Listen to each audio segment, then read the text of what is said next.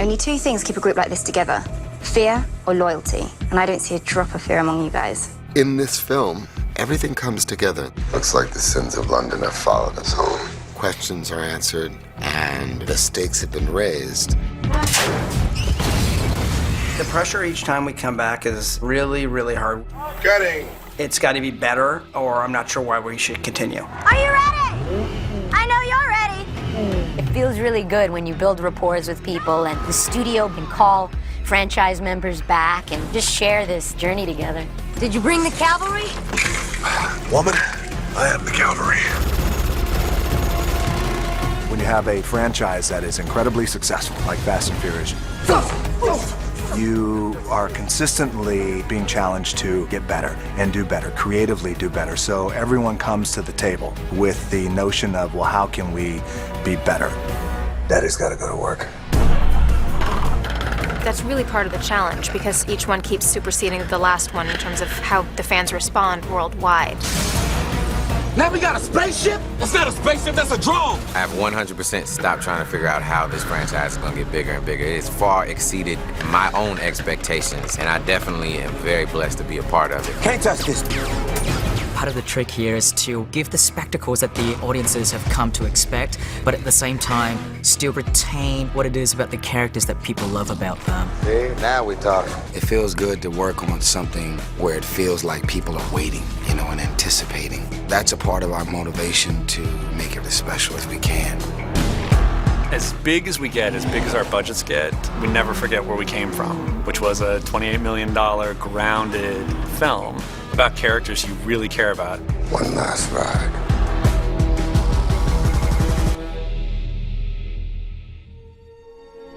B-Mark. When we're putting these movies together, the first thing we do is take a look at what's at stake for the family. It is Vin, and it's Neil, and it's Kirsch, and it's me, and it's a lot of people. It's all the actors, it's everybody, and it's one of those fun sessions where you're just sitting there and then something magic kind of happens. Don't. Stop. Increasing the emotional stakes It's telling the truth. is what will set the saga apart from any other movie. The emotional heartbeat of the movie is something that everyone is invested in. That's the date that I lost my memory. That's the date that Letty died. That evolutionary process is something that we talk a lot about. And one of the beautiful perks of being part of a franchise and having a rapport with people for as long as 14 years, you have this wonderful ability to communicate and give your input. Most of the times we have too many stories to tell, and it's just about whatever the most emotional storyline is at that point. We just try and follow whatever is the most heightened. He put you in his grave. So now I'll do the same to him. It was imperative to introduce the next villain in a way that automatically affected you emotionally. That the villain, in essence, taken something away from you. You don't know me. You're about to. If people thought Luke Evans' character was dangerous in Fast 6, they have another thing coming for him, man. Jason Statham, the word dangerous doesn't even apply. I don't think there's a word in the dictionary.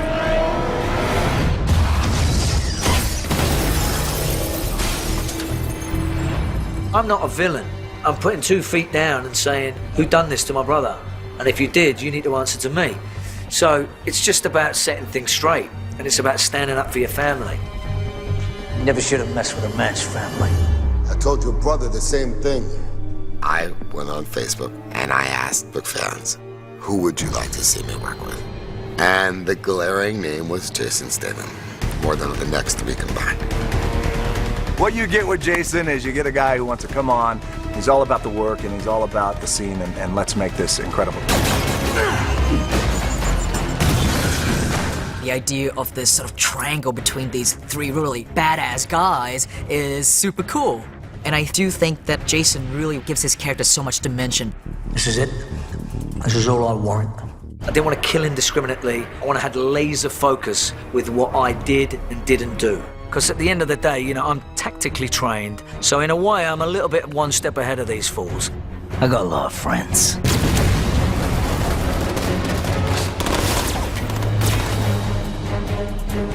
You know, there's some cool characters that come in and out of the franchise, and I'm always excited to meet them and to watch them in action. We we spend a lot of time thinking about who fits into this world of Fast and Furious. Who the hell are you? I'm Mr. Nobody. D-marker.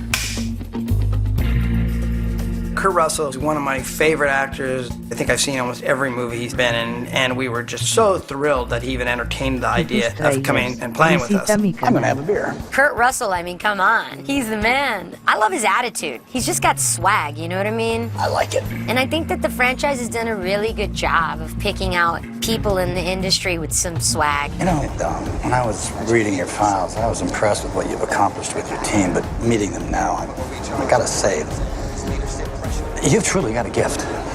The chemistry with Kurt Russell was so gratifying and just so much fun to work with. You could tell right from the beginning that there was a pride that he had about being a part of the Fast saga. Let's go bag a shadow. We're told the character of Ramsey is a hacktivist, and we all assume that it's going to be some nerdy guy, and then it turns out to be Natalie Emanuel. Bingo. The new character, Ramsey, she's kind of like the female version of myself. What? She gives us great humor, great sex appeal, and you believe that this girl could be that hacktivist. She's really good. I don't drive. Like, this is really embarrassing. I've just never got around to, like, taking my test. But it is funny also that my character doesn't drive in the movies, too, and it kind of works out well, seeing as I don't have my license. It was just good to have some femininity and smell some perfume occasionally, you know, instead of deep voices and beards. Give us the girl. And I'll let you live. Diamond's just the nicest guy in the world, but he has this intimidation with very few words. 3! I was quite excited about coming on board and playing Mosi Chikande, the mercenary. 2! He's a very powerful character, very driven. 1! And will not stop at anything. Fire!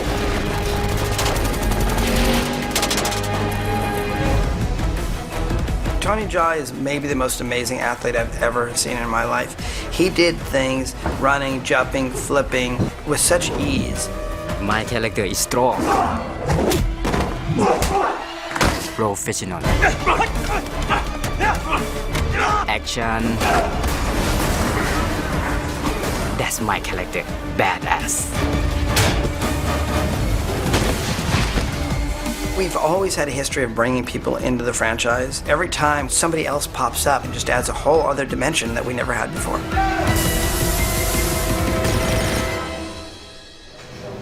The key is to pull it up. Yeah. So I would go, reveal the car, and I would almost jump cut to you just going like that. When you see this movie, you see a new director's approach to it and a style that's reflective of this new director. Give me like, yeah!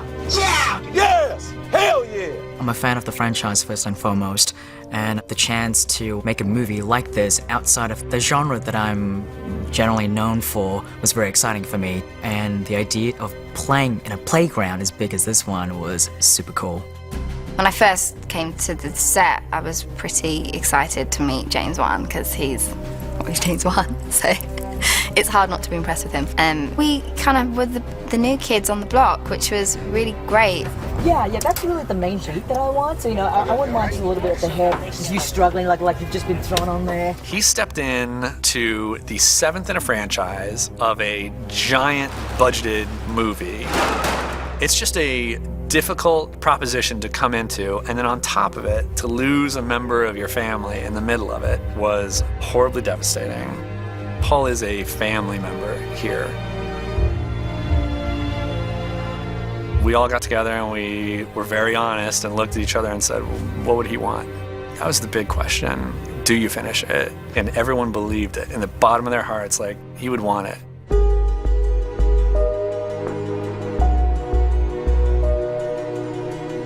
This one matters the most because we lost a dear and great friend, Mr. Paul Walker, and we're gonna carry on his legacy the way he would have wanted us to, period. He is the original Fast and Furious. We all knew Paul, we all were close to him, and it was a responsibility that I carried with a great deed of pride because it's gonna give people an opportunity to still have fun while they're thinking about what we're all thinking about, which is our brother. You know, you get to say goodbye to somebody very, very special. And I think that it started with one intention and it ended with another. And I think all the fans are just gonna feel good that there's a respect there. And I think that that's what's gonna be special about this one. All the fans get to say goodbye. That support and that sense of family that exists in the film actually bleeds off screen. And the whole world somehow gets to feel a part of that family. I don't have friends. I got family. Fans really do care about what happens to Dom and Brian and Mia and Letty and all our characters. Y tus tráilers. Visita mi cama. In the heart of it, what these films are about family and sticking together as family, I think has stayed very true all the way, and it's something that we hope to continue for a long time.